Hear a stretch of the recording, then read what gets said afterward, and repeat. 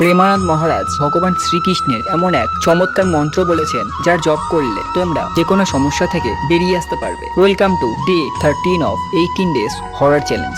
ওই মন্ত্রের একটি ছোট্ট ক্লিপ আমি তোমাদের সামনে তুলে ধরবো, আর ওই মন্ত্রটি হলো এই। আর তোমরা কমেন্টসে অবশ্যই জয় শ্রীরাম লিখে যাবে।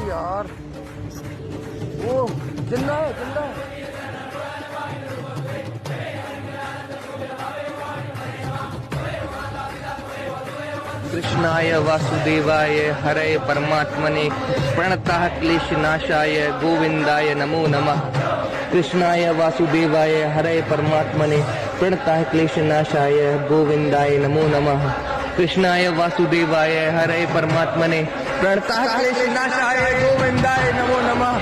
जय श्री राम।